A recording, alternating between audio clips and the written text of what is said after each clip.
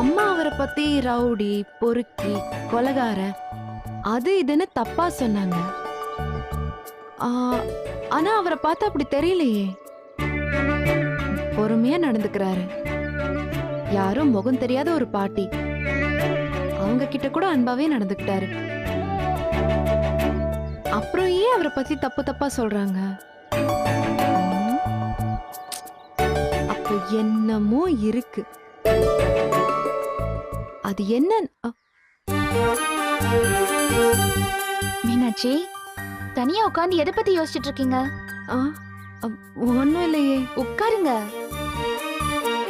நான் தான் பார்த்தனே தனியா பேசிட்டு இருந்தத. சும்மா சொல்லுங்க, எதை பத்தி யோசிச்சுட்டு இருந்தீங்க? இவங்க கிட்ட சொல்லலாமா வேண்டாமா? என்ன நம்பி நீங்க என்ன வேணாலும் சொல்லலாம். நான் யார்கிட்டயும் சொல்ல மாட்டேன்.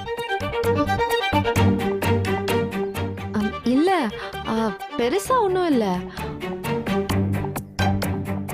இங்க வேட்டையன்னு ஒருத்தர் இருக்கார். வேட்டையனா? ஐயோ, கத்தாதீங்க.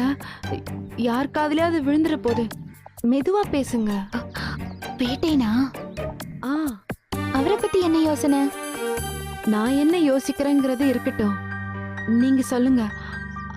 அவரு நல்லவரா கெட்டவரா? மீனாட்சி, இதத்தான் நான் எதிர்பார்த்தேன். சொல்லுங்க. வேட்டையன் நல்லவரா கெட்டவரா? வேட்டையன் ரொம்ப நல்லவரு.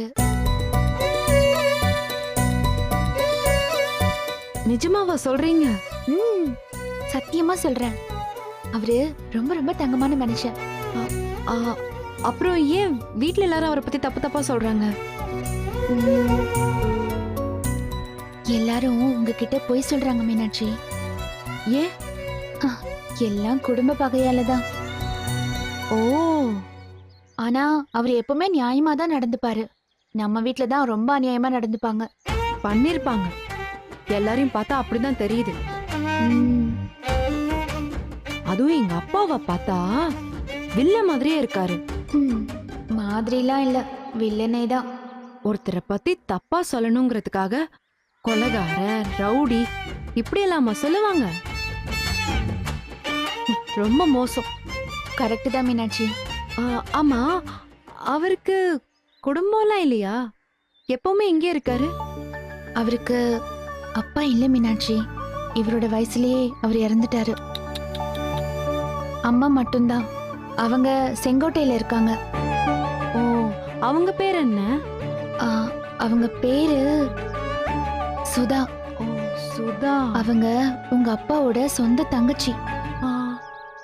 அப்போ இவரு உங்களோட சொந்த அத்தை பையன், உங்களுக்கு முறை பையன். ஓ,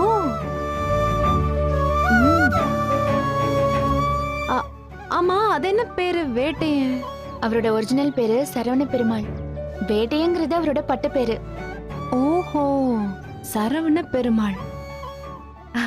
சரவண பெருமாளுங்கிறத விட சரவணன்கிறதே ரொம்ப நல்லா இருக்கு.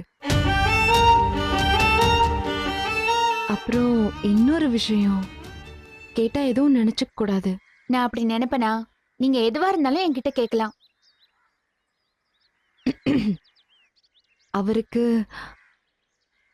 கல்யாணம் ஆயிடுச்சா?